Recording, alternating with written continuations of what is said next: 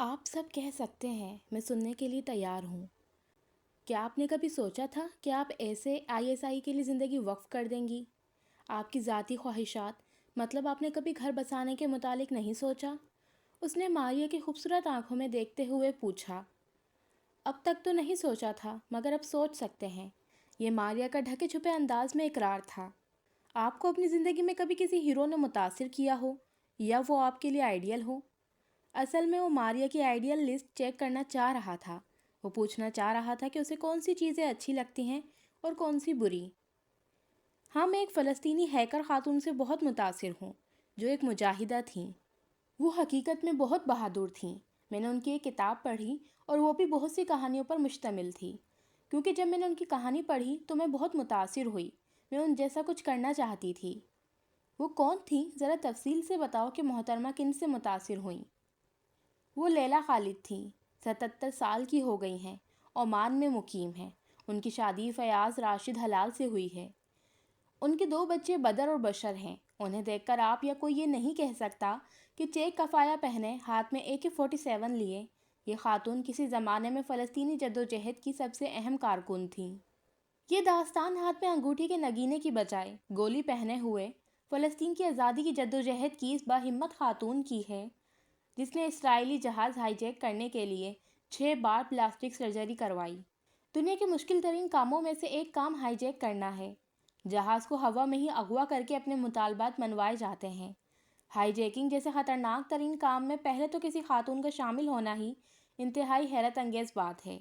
پھر 25 سالہ نوجوان لڑکی، ایسا محض فرضی فلموں میں دکھایا جاتا ہے، مگر اس خاتون نے اپنی حقیقی زندگی میں ایسا کئی بار کیا اور دنیا کو حیران کر دیا۔ یہ ثابت کر دیا کہ کوئی بھی کام ناممکن نہیں ہوتا۔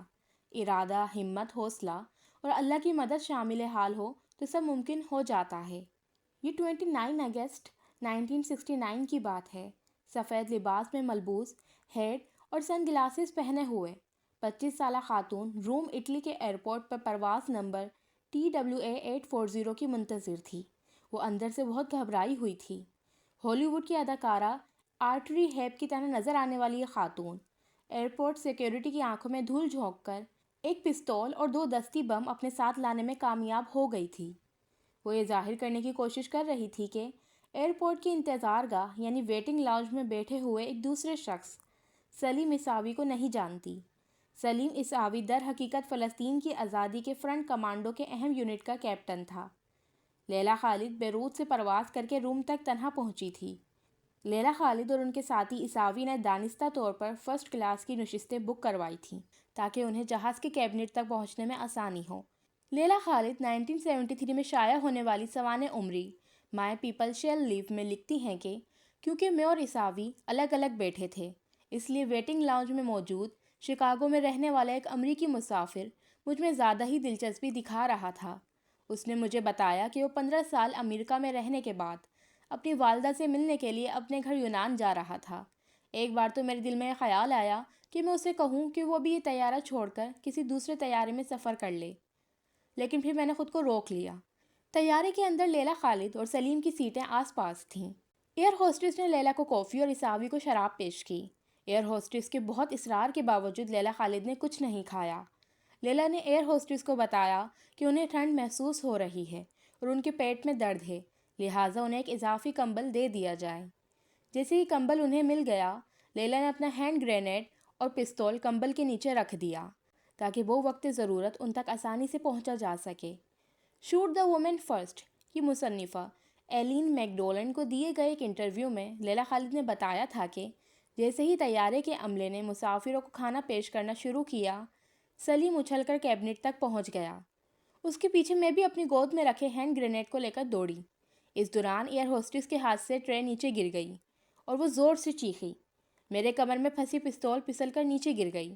میں نے چیخ کر عیساوی سے کہا کہ فرسٹ کلاس میں موجود تمام لوگ، عملے کے ارکان اور باقی سارے لوگ طیارے کے عقبہ دروازے کی طرف چلے جائیں، یعنی تمام افراد اکانومی کلاس میں چلے جائیں۔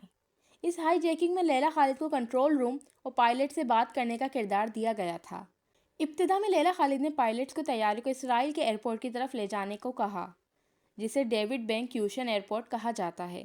جیسے ہی طیارہ اسرائیلی خطے میں داخل ہوا، اس کے ساتھ ساتھ اسرائیلی 3 طیارے پرواز کرنے لگے۔ تبھی طیاروں کو دیکھ کر مسافروں میں خوف و ہراس پھیل گیا۔ ان کا خیال تھا کہ اسرائیلی فضائیہ ان کے طیارے کو مار گرائے گی۔ لیلا خالد نے ایئر ٹریفک کنٹرول سے رابطہ کیا اور کہا کہ اب آپ ہمیں فلائٹ TWA840 کے بجائے PFLP یعنی فری عرب بیس ٹائم کے نام سے پکاریں گے۔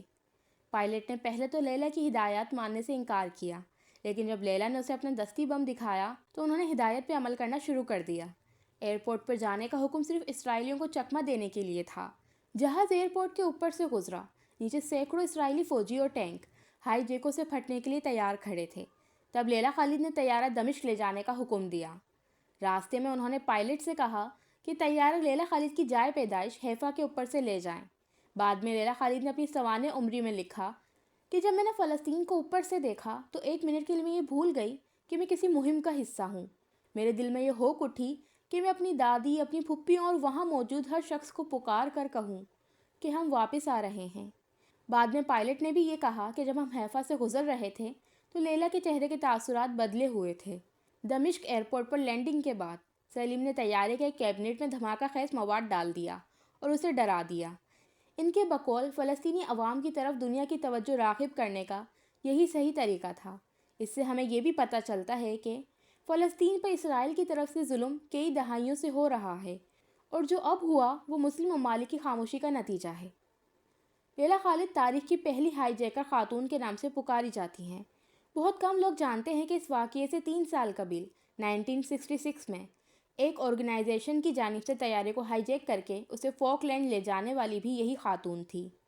ایلین میک ڈولنڈ اپنی کتاب شوٹ دی وومن فرسٹ میں لکھتی ہیں کہ PFLP کی قیادت اس ہائی جیکنگ سے بہت خوش تھی۔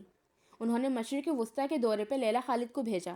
وہ جانتے تھے کہ اسرائیلی لیلا خالد کو اغوا کرنے اور مارنے کے لیے کچھ بھی کر سکتے ہیں، لیکن اس کے باوجود عرب ممالک کے دورے پر انہی کو بھیجا گیا، لیکن ان کے آس پاس محافظوں کا ایک حفاظتی پہرا تھا۔ لیلا خالد عرب دنیا کی ہیروئن بن چکی تھی۔ اس کے بعد لیلا خالد نے اپنے منہ کی 6 جگہ سے پلاسٹک سرجری کروائی تاکہ ان کی شکل بدلی جا سکے اور وہ دوسری ہائی جیکنگ کے لیے تیار ہو سکیں۔ ستمبر 1970 میں لیلا خالد نے لبنان سے یورپ کا رخ کیا۔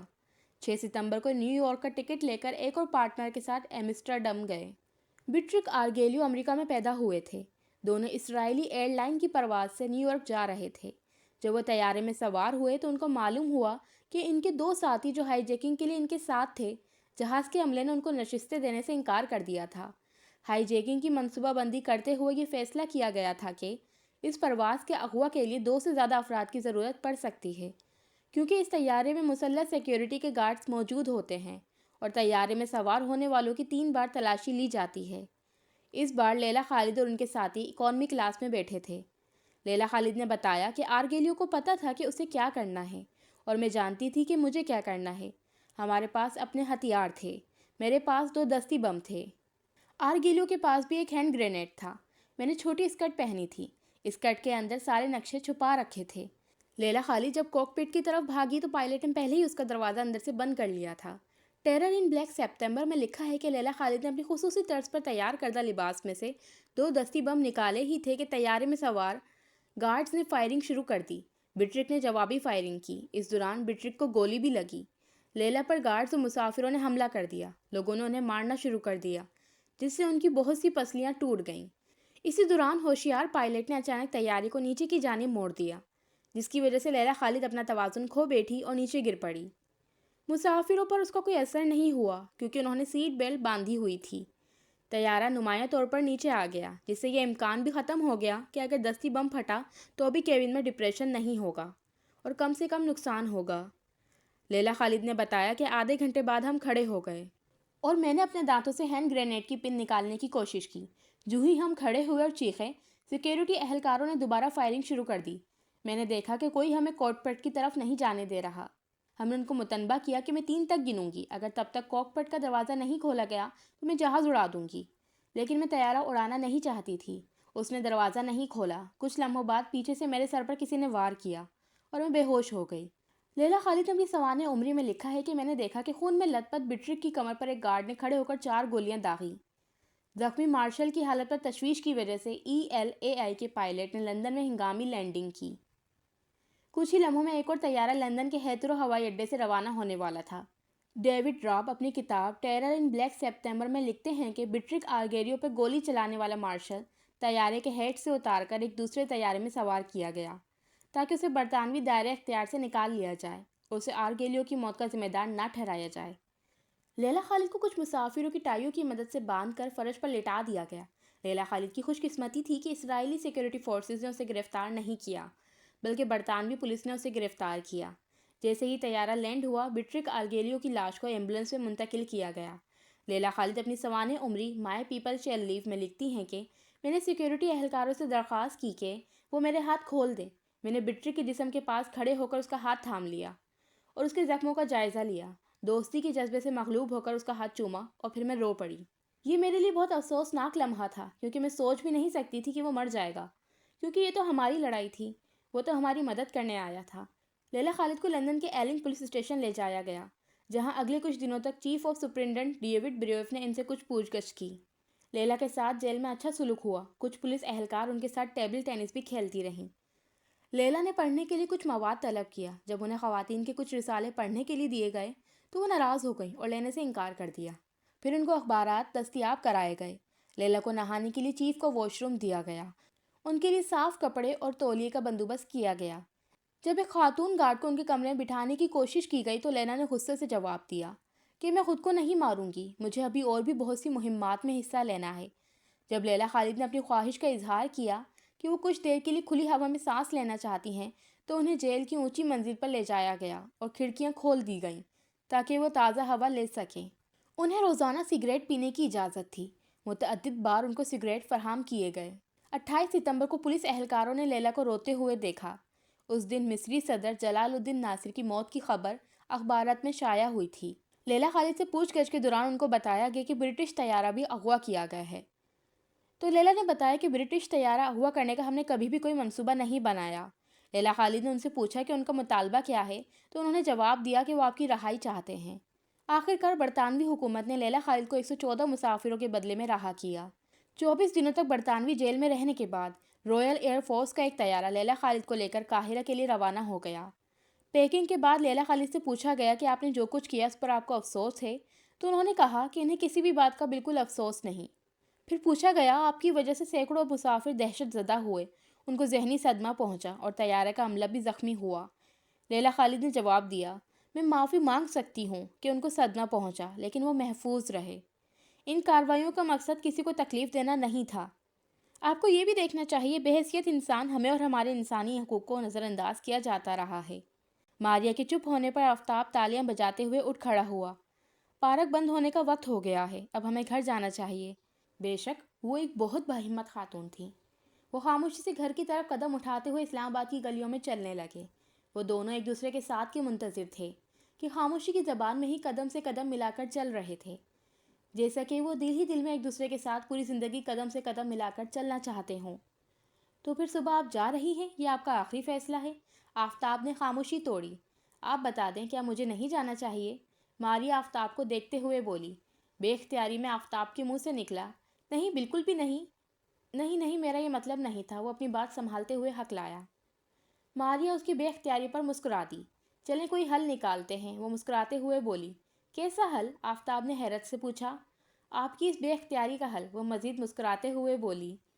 वो अपनी हंसी को काबू करते हुए संजीदा होने की कोशिश करने लगी। हाँ, हल तलाश करना ज़रूरी हो गया है, और अगर हम ऐसे ही चलते रहे तो सुबह इधर ही हो जाएगी। दिल नहीं कर रहा कि ये शाम ख़त्म हो, ये रास्ता ख़त्म हो और आपका साथ छिन जाए। आफ्ताब ने ढके छुपे लफ्ज़ों में दिल की बात कहना चाही। अगर मुकद्दर ने आपका साथ मेरे साथ लिख दिया है तो वो कभी ख़त्म नहीं हो सकता, मारिया ने कहा। अपार्टमेंट आ गया है, आप भी जाएं, सुबह बात होगी इंशाअल्लाह। वो मुस्कुराते हुए अपार्टमेंट में दाखिल हुई और बेख्तियारी में आफ्ताब को सोचने लगी। वो आफ्ताब की बातों को सोचती और मुस्कुराती, फिर वो खुद से बोली, नहीं, अभी इस वतन के लिए बहुत कुछ करना है, मैं ये सब अफोर्ड नहीं कर सकती।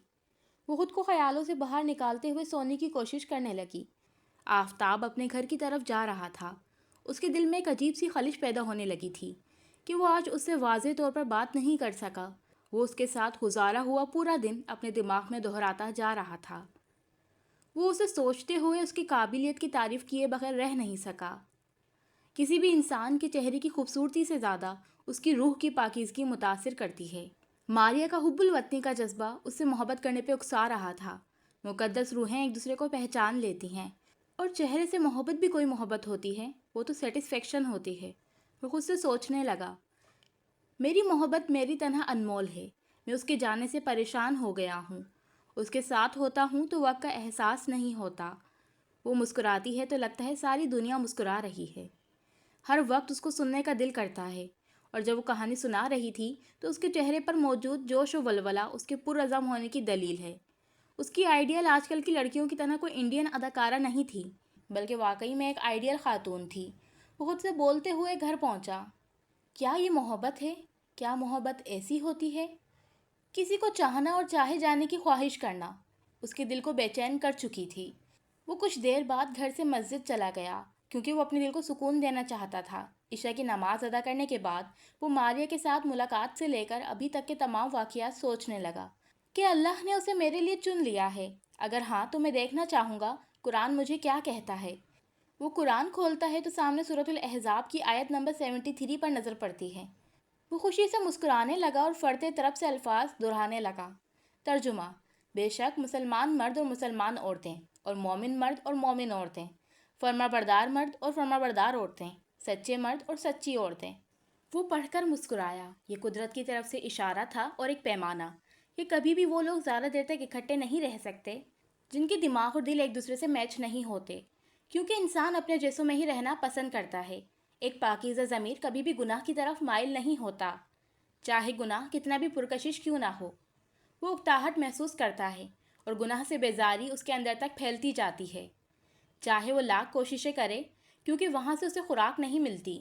اور ایک بری روح ایسے ہی اچھی روح سے بھاگتی ہے اور بیزاری محسوس کرتی ہے، جیسے مقناطیس کی ایک جیسی اطراف۔ اس نے سر کے نیچے پاس پڑی چادر رکھی اور سو گیا۔ اس کا دل قدرت کے جواب پر پرسکون ہو چکا تھا۔ جب اسے ہوش آیا تو اس نے خود کو ٹھنڈی گھاس پر پایا۔ وہ حیرت میں تھی کہ وہ ابھی زندہ تھی، اور ایک نئی صبح اس کا بے تابی سے انتظار کر رہی تھی۔ صبح کی ٹھنڈی ہوا کو وہ محسوس کرنے لگی۔ وہ خود کو اٹھانے کی ناکام کوششیں کرنے لگی۔ اتنے میں اس کے پاس ایک اسرائیلی فوجی کی جیپ آ کر رکی۔ وہ گھبرا گئی اور گھبراہٹ میں اپنی بے بسی پر خاموش آنسو بہانے لگی۔ سیدھا آسمان کی طرف دیکھتے ہوئے اس نے آنکھیں بند کر لیں اور دل کی زبان سے فریاد عرش کے مالک کے سامنے رکھ دی، میرے اللہ، تو ہی زندہ رکھنے والا ہے اور تو ہی مارنے والا ہے۔ میں تو بے بس ہو گئی ہوں، سوائے آنکھیں بند کر لینے کے میرے پاس کوئی چارہ نہیں۔ لیکن تو بے بس نہیں ہے، اگر تو مجھے سن رہا ہے تو میری لاج رکھنا، بے آبرو ہونے سے بچا لینا۔ چاہے یہ شخص مجھے گولی مار دے، دفنا دے، ہاتھ پاؤں کاٹ دے، مگر اس کے ہاتھوں مجھے رسوا نہ کرنا۔ میں فلسطین کی عزت ہوں، تو میری عزت بچا لے۔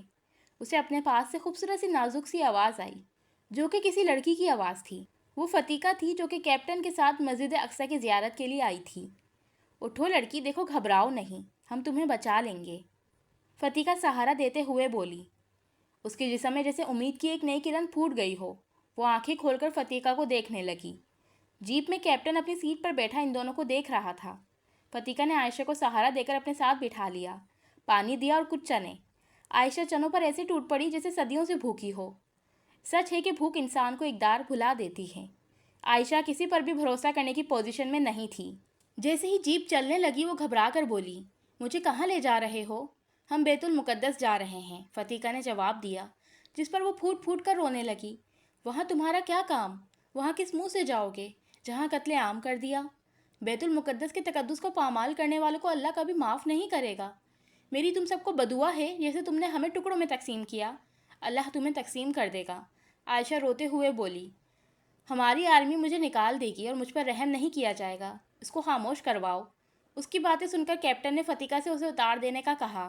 وہ ایک نہتی لڑکی ہے، اور ایک نہتی لڑکی سے تم کو اور تمہاری آرمی کو کیسا خطرہ ہے؟ ہمارے پلان میں ان سب کو قتل کر دینا تھا، تاکہ ان میں سے کوئی ہم سے بدلہ نہ لے سکے، کیپٹن نے عائشہ کو دیکھتے ہوئے کہا۔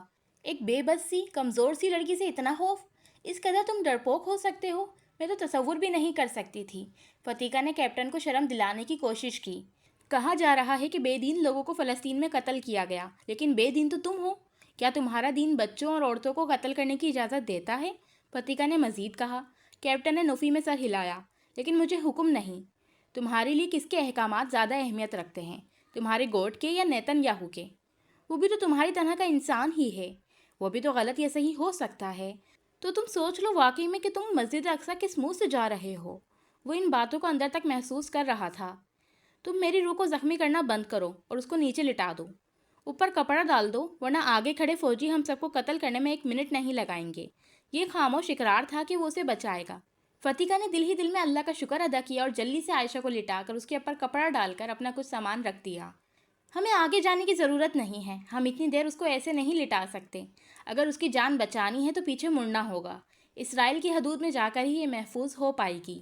اس کا حلیہ تبدیل کروا کر اسے نکالا جا سکتا ہے۔ تھوڑی دیر بعد کیپٹن نے سوچتے ہوئے کہا۔ وہ پوری طرح سے اسے بچانے کے لیے تیار ہو گیا تھا۔ فتیقہ کا بیت المقدس جا کر نماز ادا کرنے کو خواب ادھورا رہ گیا تھا، مگر جو معلومات اسے لینا تھی وہ کامیاب ہو چکی تھی۔ اس کے لیے کیپٹن ایک مہرہ بن گیا تھا۔ ٹھیک ہے، تم گاڑی گھماؤ، اس وقت عبادت سے زیادہ اہم کسی کی جان بچانا ہے، وہ بولی۔ اس نے تیزی سے گاڑی گھمائی اور واپسی کا سفر طے کرنے لگا۔ وہ کیمپ نہیں گیا، بلکہ اس کی جیپ کا رخ حیفا کی طرف تھا۔ اتنے میں اسے ایک کال آئی۔ تم کہاں ہو کیپٹن؟ کل سے دکھائی نہیں دیے۔ سوری سر، طبیعت ٹھیک نہیں ہے، میڈیکل ٹریٹمنٹ چل رہی ہے، 2 دن کی چھٹی چاہیے۔ اس نے گاڑی کی رفتار تیز کر دی۔ اس راستے کے بدلتے ہی اس کی زندگی کا راستہ بھی بدل گیا تھا۔ وہ نہیں جانتا تھا کہ وہ ایسا کیوں کر رہا ہے، مگر وہ فتیقہ کو اداس نہیں دیکھ سکتا تھا۔ تم کچھ اور مانگتی تو وہ بھی دے دیتا، تمہارے لیے تو جان بھی حاضر ہے۔ میں اپنی آرمی کے ساتھ غداری کر رہا ہوں اور اس کا انجام موت ہے، لیکن سوالوں کا ایک جہان میرے اندر کھل چکا ہے جو مجھے بے چین کیے رکھتا ہے۔ جب تک ان کا جواب نہ لے لوں میں آرام سے نہیں بیٹھوں گا۔ ہم حیفا جا رہے ہیں، میرا آبائی گھر وہاں ہے، میری والدہ تم دونوں کا خیال رکھیں گی، وہ فتیقہ کی آنکھوں میں دیکھتے ہوئے بولا۔ صبح کی ہلکی دھوپ حیفا کی پہاڑیوں پر سنہری روشنی بکھیر رہی تھی۔ سمندر کی طرف سے آنے والی ٹھنڈی ہوا میں نمکین خوشبو تھی جو ذائقہ بن کر میٹھی لگ رہی تھی۔ عائشہ پہلی دفعہ حیفا آئی تھی۔ وہ اس شہر کی خوبصورتی دیکھ کر حیران تھی۔ وہ فلسطین کی طرح ایک بہت خوبصورت شہر تھا۔ فلسطین کا مقابلہ تو نہیں کر سکتا تھا، مگر اس کی خوبصورتی ایک اور نظارہ پیش کر رہی تھی۔ وہ حیران تھی کہ اللہ نے اسے یہ سب بھی دکھانا تھا کہ وہ دشمن کے ساتھ ایک جیپ میں بیٹھی دشمن کے شہر کو دیکھ رہی تھی، وہ بھی خوبصورتی کی نظر سے، کیونکہ خوبصورت نظر رکھنے والے لوگ ہمیشہ خوبصورتی ہی دیکھا کرتے ہیں، جبکہ اندر سے بدصورت لوگ بدصورتی پر ہی نظر رکھتے ہیں۔ اگر وہ اپنے دماغ میں اسرائیلی فوجیوں کو مقید رکھتی تو شاید حیفا کی سرزمین کی خوبصورتی نہ دیکھ پاتی۔ وہ جیپ سے باہر کا منظر دیکھ رہی تھی، جہاں سفید عمارتیں اور پرانے بازار کسی تصویر کی طرح لگ رہے تھے۔ دیکھو لڑکی، اسے حیرانگی سے حیفا کو دیکھتے دیکھ کر فتیقہ نے مخاطب کیا۔ سوری، آپ کا نام کیا ہے؟ اچانک فتیقہ کو اس کا نام پوچھنا یاد آیا۔ میرا نام عائشہ ہے، وہ کیپٹن سے نظریں چراتی فتیقہ سے مخاطب ہوئی۔ دیکھو عائشہ، یہ ہے ماؤنٹ کیرمل، یہاں پر پرانے زمانوں میں پروفٹ ایلجا رہا کرتے تھے۔ وہ اصل میں یہ سب کیپٹن کو سنا رہی تھی تاکہ کم از کم وہ مسلمان نہ بنے، یہودی تو بنے، کوئی تو راہ اختیار کرے۔ بے دینی کا راستہ زیادہ خطرناک ہے، اہل کتاب پھر مطابقت رکھتے ہیں۔ فتیقہ قرآن کی ماہر تھی اور اسے قرآن ہی راستہ دکھا رہا تھا۔ جیسا کہ میں نے سنا ہے کہ عائشہ کے قرآن میں ہمارے لیے ذکر ہے۔ وہ اندیکھی آنکھوں سے کیپٹن کا چہرہ نوٹ کر رہی تھی جو ان دونوں کو بات کرتے ہوئے سن رہا تھا۔ کیسا ذکر؟ عائشہ نے ڈرتے ہوئے فتیقہ سے پوچھا۔ وہ اپنے دل ہی دل میں فتیقہ کو کوسنے لگی کہ اگر اس یہودی نے بچا ہی لیا ہے تو یہ قرآن کا ذکر کر کے مجھے ضرور مروائے گی۔ مجھے نہیں پتا آپ کس کے متعلق بات کر رہی ہیں، وہ ہچکچائی۔ فتیقہ مسکرائی۔ لگتا ہے جیسے یہ ہمارا کیپٹن یہودی ہے ویسے ہی تم مسلمان ہو۔ ارے بی بی، تمہاری مقدس کتاب کی بات کر رہی ہوں، فتیقہ بولی۔ نہیں، مجھے نہیں پتا کہ اس میں کیا لکھا ہے، وہ تو خالص عربی زبان میں ہے۔ جب ہم اس کو پڑھتے تھے تو ہمارے بزرگوں نے کہا تھا کہ ایک لفظ پڑھنے سے 10 نیکیاں ملتی ہیں، تو ہم ثواب کے لیے پڑھتے تھے۔ عائشہ نے ڈر کے مارے کچھ نہ بتانا چاہا تو بہانہ بنانے لگی۔ اوہ اچھا، یہاں ہی ہم سب غلطی کر دیتے ہیں۔ کیپٹن بھی اپنی مقدس کتاب ثواب کے لیے ہی پڑھتا ہے، اس لیے اس نے تم لوگوں کو بے دردی سے قتل کر دیا، کیونکہ یہ وہ بنا ہی نہیں جو اس کی کتاب چاہتی تھی، فتیقہ لاپرواہی سے بولی۔ عائشہ فتیقہ کے لیے مشکوک ہو گئی۔ وہ اسے مشکوک نظروں سے دیکھنے لگی، مگر اسے فتیقہ سے ایک انجانی سی اپنائیت کا احساس بھی ہو رہا تھا، کیونکہ وہ نہیں جانتی تھی کہ اس کی اور فتیقہ کی نسبت بہت پائیدار تھی۔ ان دونوں کی نسبت ایک ہی ڈور کے ساتھ مضبوطی سے جڑی تھی، اور یہ وہ نسبت تھی جس کو قائم رکھنے کے لیے صحابہ نے اپنے باپ، بھائی، بیٹوں اور چچا کو چھوڑ دیا تھا۔ یہ وہ نسبت تھی جس کے لیے حضرت بلال نہتے گرم ریت پر احد احد پکارتے رہے۔ یہ وہ نسبت تھی جس کے لیے حضرت خالد بن ولید نے 99 جنگوں میں حصہ لیا، اور ان کے جسم کے اوپر زخموں کے وار نے بھی ان کو جنگ میں جانے سے نہیں روکا۔ یہ وہ نسبت تھی جس کے لیے حضرت سمیہ زندہ زمین میں دھس گئی تھیں۔ یہ وہ نسبت تھی جس کے لیے مسلمان کاروبار، اجداد، مال و دولت اور نسب داؤ پر لگانے کو تیار تھے۔ فتیقہ جانتی تھی کہ کیپٹن اس وقت دل و دماغ کی کشمکش میں جکڑا ہے۔ وہ کوئی برا انسان نہیں تھا، وہ جہاں پیدا ہوا، پلا بڑھا، پھر جس مقصد کے لیے اس کو پالا گیا، جو زہر گھولتے ہوئے جوان کیا گیا، اس نے وہی اگلا۔ اگر نفرت کا بیج بویا جاتا ہے تو اسے بھی درخت بننے میں ایسے ہی وقت لگتا ہے جیسے کسی پھلدار درخت کو۔ بیج سے کونپل بننا، کونپل سے تنا، اور پھر تناور درخت۔ بالکل اسی طرح اس کی نشو نما بھی نفرت کے بیچ غلط فہمیوں کے پانی اور دھتکار کی کھاد سے ہوئی تھی۔ وہ چاہتی تھی کہ اس کو خاردار درخت کی بجائے خوبصورت درخت بنا دے جو مسلمانوں کے لیے فائدہ مند ثابت ہو۔ یہ سب سوچ کر فتیقہ پھر سے مخاطب ہوئی، عائشہ تم لوگوں کے دین میں ایسا کیا ہے کہ تم لوگ اس کے لیے مرنے کو تیار ہو جاتے ہو لیکن دین نہیں بدلتے؟ ایسی کیا خاص بات ہے کہ تم سب قتل ہو گئے؟ یہاں عائشہ کو غصہ آ گیا۔ ہم قتل نہیں ہوئے، ہم شہید ہوئے ہیں، ہمیں بے گناہ مارا گیا ہے۔ ہمارے وطن سے نکالے جانے کی سازش اب سے نہیں برسوں پرانی ہے۔ ہم زندہ تھے، زندہ ہیں، لیکن دنیا کی نظر میں مر گئے۔ وہ اپنے آپ کو غصے سے روکتے ہوئے بولی۔ وہ نازک تھی، نہتی تھی، لیکن دل میں ایمان تو تھا۔ اس نے ایک لمحے کے لیے موت کا سارا ڈر نکال کر پھینک دیا تھا۔ اب لگ رہا ہے کہ تمہارا ایمان سلامت ہے، کیونکہ ایمان انسان کو کمزور نہیں کرتا بلکہ طاقت دیتا ہے۔ حق کے سامنے ڈٹ جانے کی طاقت، باطل کے سامنے سر نہ جھکانے کی طاقت۔ لیکن تمہارے پاس کیا ثبوت ہے کہ تم لوگ زندہ ہو اور تم ہی شہید ہوئے؟ کیونکہ جو ہماری آرمی کے لوگ مرتے ہیں تو ہم بھی ان کو شہید ہی کہتے ہیں۔ کیسے پتہ چلے گا کہ تم شہید ہوئے یا ہم؟ فتیقہ نے اس کے غصے کا فائدہ اٹھاتے ہوئے کہا۔ یہ ایک اہم نکتہ تھا جس پر کیپٹن بھی خاموشی سے جواب کا منتظر تھا، کیونکہ اسے ان کی باتیں دلچسپ لگ رہی تھیں۔ وہ سچائی جاننا چاہ رہا تھا، کیونکہ وہ اب کسی کی آنکھوں سے نہیں دیکھنا چاہتا تھا، کسی کے کانوں سے نہیں سننا چاہتا تھا۔ وہ ظلم کر کر کے تھک چکا تھا، وہ سانس لینا چاہتا تھا، کھل کے رونا چاہتا تھا، لیکن اس سے پہلے وہ حقیقت جاننا چاہتا تھا۔ کچھ دیر خاموشی کے بعد عائشہ بولی، ارشاد باری تعالیٰ ہے، ترجمہ، اور جو لوگ اللہ کی راہ میں مارے جائیں انہیں مردہ نہ کہو، وہ زندہ ہیں لیکن تم شعور نہیں رکھتے۔ سورہ بقرہ آیت نمبر 154۔ اللہ نے شہداء کو مردہ کہنے سے منع کیا ہے۔ اس سے واضح ہے کہ وہ اگرچہ جسمانی طور پر دنیا سے چلے جاتے ہیں لیکن وہ مردہ نہیں ہوتے۔ اور سورہ آل عمران میں اللہ نے کہا ہے کہ ترجمہ، جو لوگ اللہ کی راہ میں شہید ہوئے انہیں ہرگز مردہ نہ کہو، بلکہ وہ اپنے رب کے پاس زندہ ہیں اور رزق دیے جاتے ہیں اور اللہ کے فضل سے بہت خوش ہیں۔ اور خوش ہونا ایک بہت بڑی نعمت ہے۔ کتنے مزے کی بات ہے کہ ہم مر کر بھی خوش ہیں اور تم جی کر بھی ناخوش۔ تم لوگ اپنی خوشی پانے کے لیے ظلم کرتے ہو، پھر بھی خوشی حاصل نہیں کر پاتے۔ تم بے سکون ہو، دنیا کا کچھ بھی قربان کر کے دل کی خوشی حاصل نہیں کر سکتے، پھر جیت کا جشن مناتے ہو، وہ بھی خوش ہونے کے لیے شراب کا سہارا لیتے ہو تاکہ دنیا کے غم کو بھول کر خوشی منا سکو۔ اس کے لیے تمہیں خود سے بھاگنا پڑتا ہے، خود کو دھوکہ دیتے ہوئے شراب کا سہارا لیتے ہو، جبکہ ہم مطمئن ہیں۔ کیا تم مطمئن ہو؟ یہ سوال کیپٹن کے دل پر کسی خنجر کی طرح وار کر رہے تھے۔ تو ثبوت دو نا بی بی، کہ کیسے پتہ چلے گا کہ تم شہید ہو یا ہم؟ کیونکہ ہماری بائبل میں بھی اس کا ذکر ہے۔ بائبل میں شہید کے لیے یونانی لفظ مارٹس استعمال ہوا ہے، جس کا بنیادی مطلب گواہ ہے۔ بائبل میں یہ گواہی اپنی زندگی میں عمل، باتوں اور کردار سے دی جاتی ہے، اور بعض اوقات یہ گواہی دیتے ہوئے اپنی جان بھی دینی پڑتی ہے۔ اس لیے شہید اصل میں ایک ایسے شخص کو کہا جاتا ہے جو مسیحی ایمان کی گواہی دیتے ہوئے ظلم و ستم کا شکار ہو، یہاں تک کہ اپنی جان دے دے۔ بائبل میں سب سے بڑی اور اہم شہادت یسوع مسیح کی قربانی کو قرار دیا جاتا ہے۔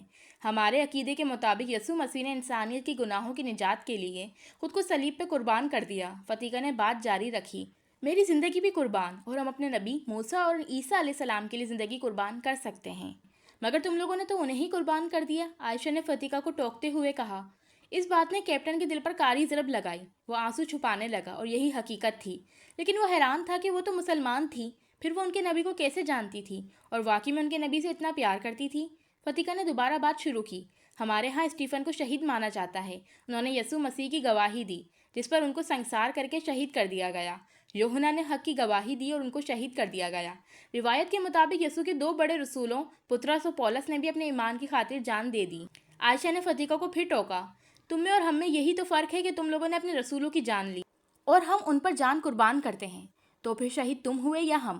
اور رسول بھی وہ جو ایک ہی بات کرتے ہیں کہ اللہ ایک ہے اور ہم اس کی طرف سے بھیجے گئے پیغمبر ہیں۔ اس بات پر عمل نہیں کیا تو اصل حق پر کون ہے، ہم یا تم؟ دل ہی دل میں فتیقہ خوش ہو رہی تھی کہ وہ جو کرنا چاہ رہی تھی وہ ہو گیا تھا۔ اچھا، تو وہ پوائنٹ تو وہی ہے کہ ثابت کرو تم لوگ شہید ہو، ہم نہیں۔ جاؤ جا کر ہماری لاشیں دیکھو، کفن کے بغیر دفن ہیں۔ کوئی بھی عام انسان مر جائے تو اس کی لاش کیڑوں کو کھانے کی اجازت ہے، اور جسم مٹی کے ساتھ مٹی ہو جاتا ہے، لیکن ہمارے شہید کتنے سال بھی پڑے رہیں ان کے خون سے تازگی کی خوشبو آتی ہے۔ کیڑے ان کا جسم نہیں کھاتے، وہ بھی شہید کا احترام کرتے ہیں۔ سائنس کے مطابق قانون قدرت ہے کہ جو چیزیں مٹی میں ہیں، تانبا، نکل، آئرن، کیلشیم، فاسفورس، یہ تمام چیزیں انسان کے اندر بھی پائی جاتی ہیں۔ جبھی ریسائکلنگ کا عمل شروع ہوتا ہے، جیسا کہ سائنس کہتی ہے کہ کوئی بھی چیز مردہ نہیں ہوتی، ایک شکل سے دوسری شکل اختیار کر لیتی ہے۔ جب انسان مردہ جسم کو دفناتا ہے تو مٹی کے ساتھ کچھ عرصے بعد جسم مٹی ہو جاتا ہے۔ ایک قبریں کھودنے والے سے پوچھیں، اکثر اس کے آگے پہلے والی قبروں کو کھودتے ہوئے ہڈیاں سامنے آتی ہوں گی۔ ان کو ہاتھ لگائیں تو کچھ عرصے بعد وہ بھی راکھ کے ڈھیر کی طرح مٹی ہو جاتی ہیں۔ یہ اندازہ کرنا مشکل ہو جاتا ہے کہ یہاں کوئی لاش تھی اور اس طرح نئی قبر کی جگہ بن جاتی ہے۔ اور اس مٹی کے اوپر کوئی درخت لگائیں تو وہ بنا کھاد کے ایسے پروان چڑھتا ہے جیسے اس کو ساری غذائیت مل گئی ہو۔ وہی کیلشیم، آئرن، فاسفورس مختلف تناسب سے مختلف پودوں اور پھلوں میں پائی جاتی ہے، جبکہ ہمارے شہید قرآن کے مطابق زندہ ہوتے ہیں۔ بہت دفعہ بہت سی ایسی قبروں کے پاس سے خوشبوئیں آتی محسوس ہوتی ہیں۔ ان کا جسم 10 سال بعد بھی ویسا ہی پایا جاتا ہے۔ قبروں کے اندر جاؤ، جا کر تسلی کر لو، اپنے سپاہیوں کی قبریں بھی کھود کر دیکھ لو، دنیا میں ہی جواب میسر آ جائے گا۔ کیپٹن کا چہرہ لال ہو رہا تھا، اس کا دل کر رہا تھا کہ ان کو یہاں ہی اتارے اور تصدیق کر کے آئے۔ عائشہ کی باتوں کو سن کر فتیقہ اس کے سامنے مذاق اڑانے کی ایکٹنگ کرتے ہوئے کیپٹن سے مخاطب ہوئی۔ دیکھو، ایسا سنا ہے ذرا، میں بھی پتہ کرنا چاہوں گی، کیا یہ لڑکی سچی ہے؟ میرے علم میں تو ایسی کوئی بات نہیں ہے، تم پتہ کرواؤ پلیز، میرے لیے پتہ کرواؤ گے نا؟ کیپٹن کو دیکھتے ہوئے اس نے عائشہ کو چیلنج دیا۔ اگر ایسا ہوا تو میں بھی تمہارا دین اختیار کر لوں گی، اور اگر ایسا نہ ہوا تو تم ہمارا دین اختیار کر لینا، بتاؤ منظور ہے؟ جبکہ وہ جانتی تھی کہ وہ سچ بول رہی ہے۔ اصل میں وہ چاہتی تھی کہ کیپٹن اس کے لیے کام کرے اور ہدایت پالے۔ پھر فتیقہ نے اپنا موضوع بدلا کیونکہ وہ کیپٹن کے گھر میں رہنے والے تھے۔ عائشہ نے پہاڑی کی طرف دیکھا جہاں گھر اور پیڑ اکٹھے تھے۔ بہت خوبصورت ہے، اس نے آہستہ سے کہا۔ کچھ دیر بعد وہ کیپٹن کے گھر پہنچ گئے۔ گھر ایک چھوٹی پہاڑی پر تھا جہاں سے شہر کا بہترین منظر نظر آ رہا تھا۔ دروازہ کھولتے ہی ایک بزرگ عورت نے مسکراتے ہوئے ان کا استقبال کیا، کیپٹن کو دیکھتے ہی جیسے اس کے چہرے پر رونق آ گئی ہو۔